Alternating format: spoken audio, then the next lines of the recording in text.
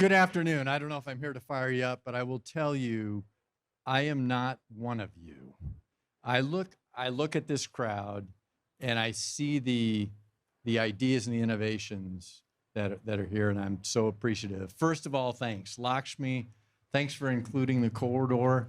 It's exciting. I'm new, about 18 months in this role, so thank you for that piece and keeping us connected. The corridor actually spans all the way from Tampa through Orlando out to the Space Coast. And that's exciting because I keep getting drawn back to Tampa.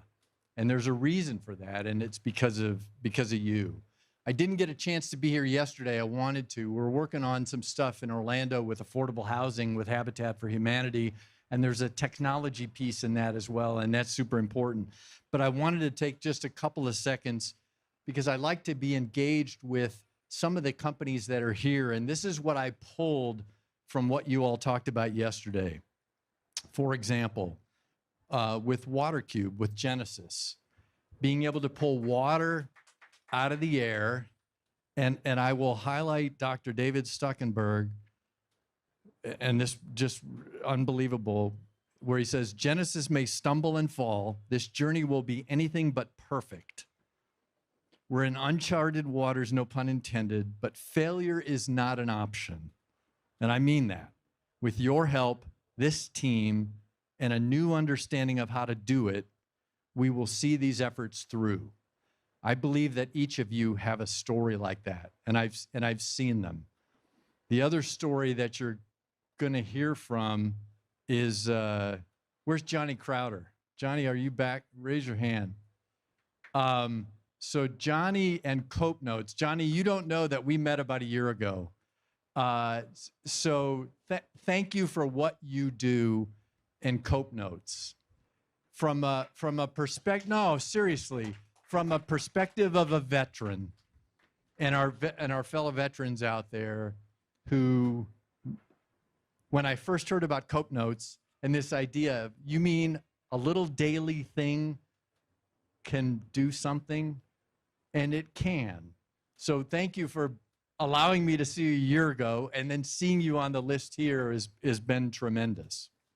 And the final thing I'll share with you is a discussion you had with an author yesterday, Jen Lim. And I don't know if you got a chance to hear her. I haven't seen her lecture, but I started reading her book on the way down from Orlando. I live in Orlando. A family lives in Orlando. Incredibly powerful story, and it starts with you as individuals. It starts with you in your greenhouse and what you're growing as individuals. And the quote that I pulled from it that she quotes, and it means something to me because this is not what happens in the Navy. It's what happens with you. Death is not the greatest loss of life, but rather what dies inside us while we live. And what I see with an organization like this, and the special part of Tampa, is that that's what you're focused on. You're focused on inclusion. You're focused on everything from Cope Notes to Scout and what goes on in space. And who would have thought traffic management of space? And that's the community that I am blessed to be able to play in as a 33-year Navy guy, to be able to hop in your world. I love it. I'm very blessed. And as a 33-year Navy guy, I will share with you a quote from an author who's more my age than your age, from Margaret Mead.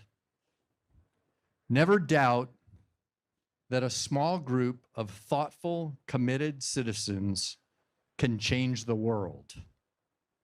Indeed, it is the only thing that ever has. You are part of that thoughtful community. You are. I can see it because I'm not part of you.